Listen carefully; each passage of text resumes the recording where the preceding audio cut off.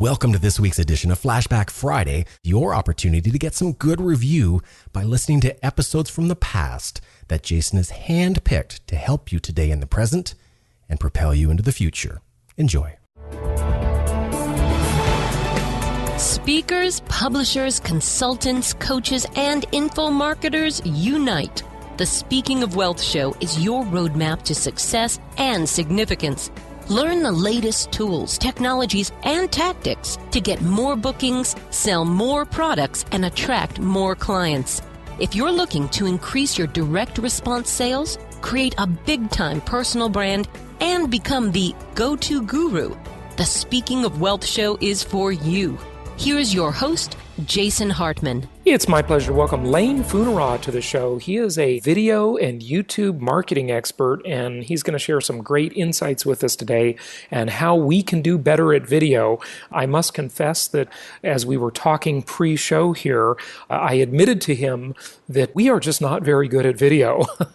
We're good at audio, and we've been doing audio for 7 years now and podcasting, and thanks to listeners like you and telling your friends about all of my different shows, we do great at that, but really want to strengthen our video component, and it's such a powerful medium. It's my pleasure to welcome Lane to teach us all more about that today. Lane, how are you? Oh, I'm great. Thank you for having me on. This is going to be fun. Well, the pleasure is all mine. Where are you located? Give our listeners a sense of geography. I'm in Louisiana, South Central Louisiana. Fantastic. Good. Well, the food is great there, and I guess the videos are pretty good too, right? Yes, they are. Absolutely. Because I'm here. All right. Tell us how you got started and teach us about video marketing. What can we really learn and do to be more successful at it? First, let me get started with how I got into this. Whenever I was young, I was always interested in being a performer. At age 11, I was on the theater stage. It wasn't until 2002 that I actually got a camera and some editing software.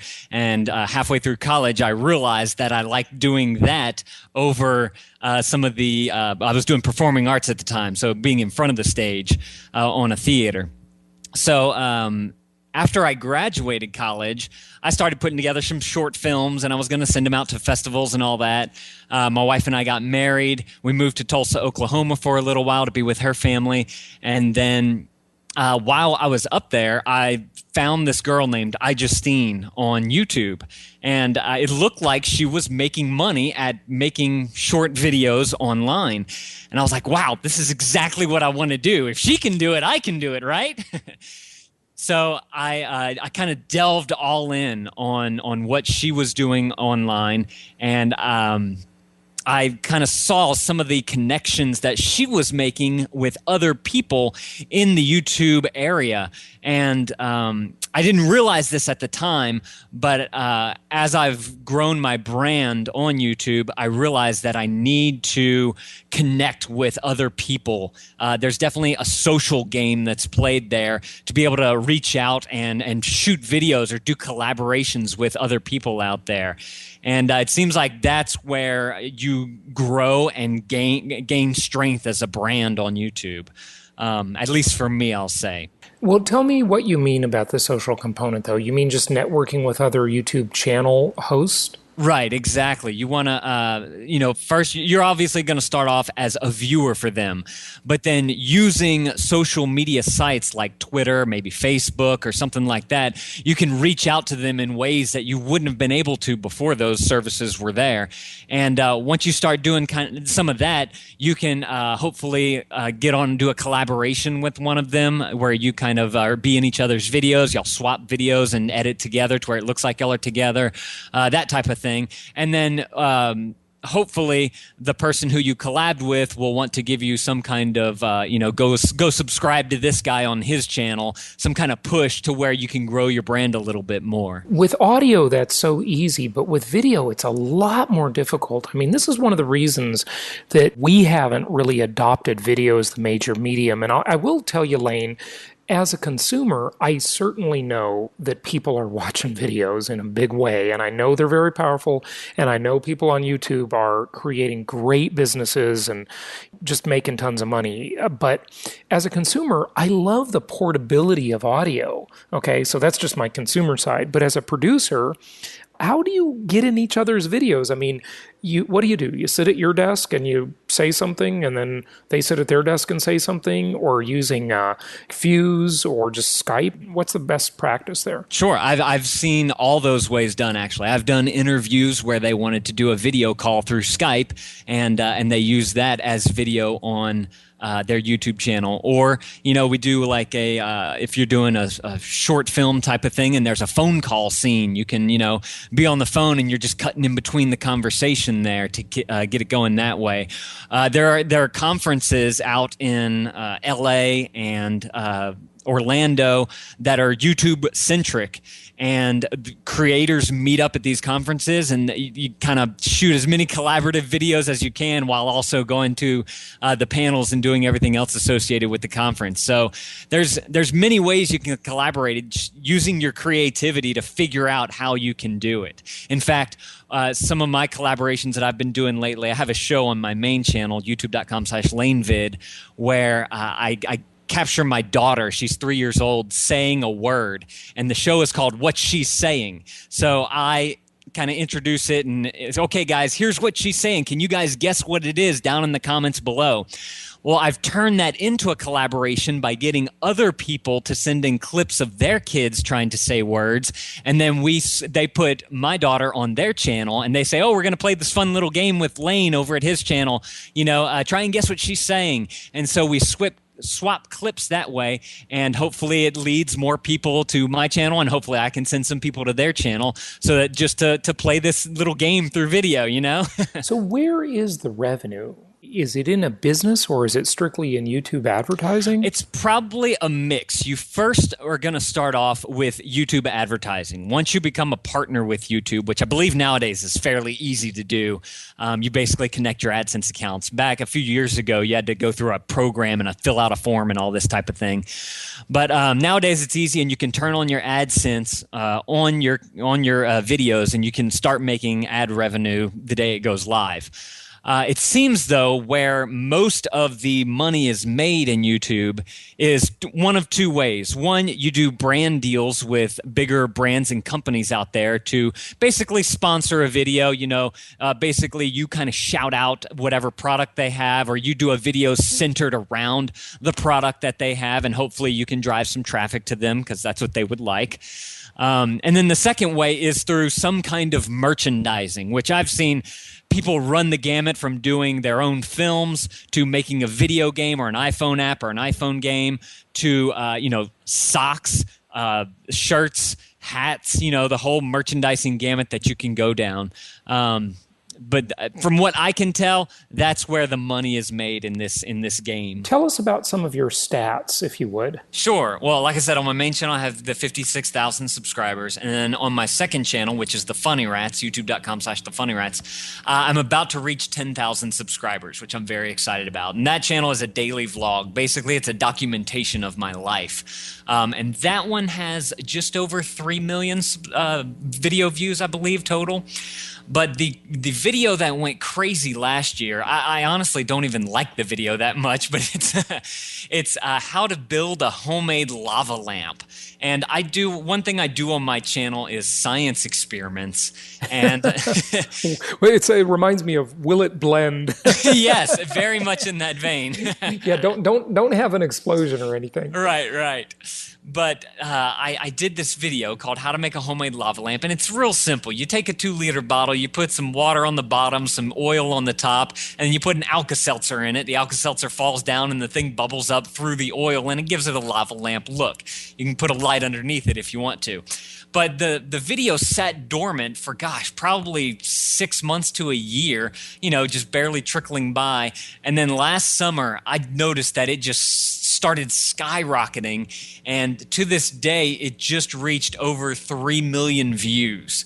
So that's an incredible thing to happen to me. I have no clue how it happened, and I wish that I could duplicate it.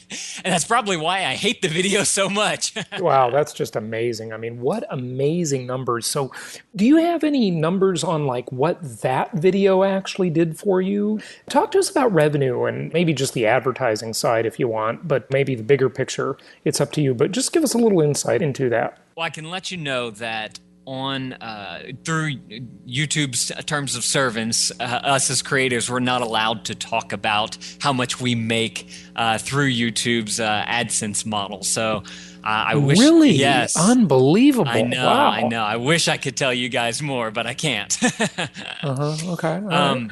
But I will tell you this: I was at it's a conference called Playlist Live this past March. And they were saying whenever you're doing a sponsorship type of deal, for every 1,000 views that you can get to your video, a sponsor should be willing to pay you somewhere around $50 to $75 per 1,000 views, just to give you an idea of what an in-video sponsorship a type of revenue is out there. Explain what that ad is. Is that a pre-roll? How long is it? Is it 15 seconds?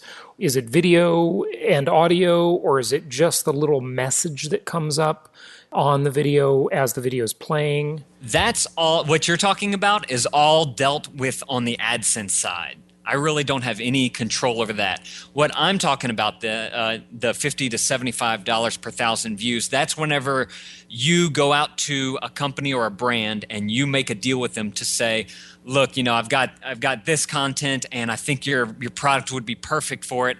Let's do a video together. Let me highlight your product. Let me do my thing, but highlight your product in the video. And hopefully I can get some traction for you guys to get some people to buy your product. I've done a video with Baby Magic. They make baby lotions and body wash type of things, and I did a video called, what was it? 7 celebrity hairstyles with a baby or something like that. And basically we took the shampoo and we made these different hairstyles with my daughter using their shampoo. And, we had it nice and staged in the background and whatnot. But it was a way to get their brand into our video for almost the entire length of the video and very much centered around, their products there. So you can kind of cater to the advertisers in that way, and that's great. A large part of your content is humor, and humor is hard if you're not born with it, but it's so incredibly effective, though. I mean, do you have any tips for people, Lane, on, using humor, creating humor, coming up with humorous ideas? Anything there? Oh gosh, I wish I did. I guess I'm funny. Well, the one with your kid is a great idea. I mean, how do you think of that? Just the creative spark came to me. I really don't have a way to express how that came to me. It just, oh yeah, what did I used to do as a kid with shampoos? Oh, I made mohawks and all that type of stuff. Let me try and film some funny hairstyles with her, and then I can attach it to some celebrities. That's basically where that came from. I have no clue how that process came to be. It just kind of fell together that way. Right. Yeah, fantastic. Okay, good. As far as, the comedy, it's just, I think it's a personality trait. I really do. Maybe if you want to be more funny, start hanging out with funny people. I really don't know. I've got a friend who's a stand-up comedian, and maybe some of that rubbed off on me, Definitely could have. So talk to us, if you would, Lane, about equipment. This seems like a pretty easy part of the whole thing nowadays. It wasn't that way, just as recently as a few years ago, but the equipment part seems pretty easy, but there's probably a few tips there, right? Honestly, the equipment is the easiest and cheapest thing that it is right now. I do pretty much everything I do with a little Canon PowerShot camera that shoots HD video, and I edit on a MacBook Pro that's 6 years old. So what editing software are you using? Are you using iMovie or using Final Cut? I'm using iMovie. I probably should learn Final Cut. I've started learning on Adobe Premiere back in the day, Adobe Premiere 6, and then I kind of ditched that just because it was so much. And I went into, I didn't even have a Mac at that time. I was using Windows Movie Maker. And then I realized, okay, video, if I'm doing this video thing, let me get a MacBook because I know that those are good for video editing. So I did that, and I've used iMovie ever since. And I got Final Cut Studio, but I noticed that I never used it. So yeah, I've been using iMovie, and it's gotten the job done for me. It's pretty good, and I'm sure the next version of it will be, just a whole lot better even. Do you use any lighting, microphones, anything like that? And why don't you just use an iPhone or a smartphone? Sure. Lighting, I try to sit in front of a window. And if I'm not in front of a window, I turn on every light in the room that's not behind me, because you don't want to be backlit, because that's going to blow you out and it's going to make a shadow on you. So that's your tip there for lighting. Make sure that's complicated. Right, exactly. Audio, I use the microphone that's inside the camera that I shoot with, which is a Canon ELPH 330, which actually I don't think that they make anymore. I actually have a nicer DSLR camera. It's a Nikon D90, but I mainly use that for B-roll whenever I want to get a close-up of something, because I don't like the microphone that's in it. If I wanted to upgrade my DSLR, I would get probably a Canon, maybe TI4, because I think it has a microphone input.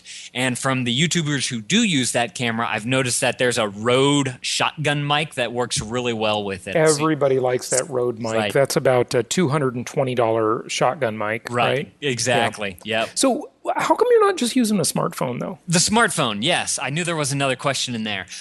First of all, I do have a third channel. It's called Lane Vids Mobile, and I shoot all those videos with my iPhone.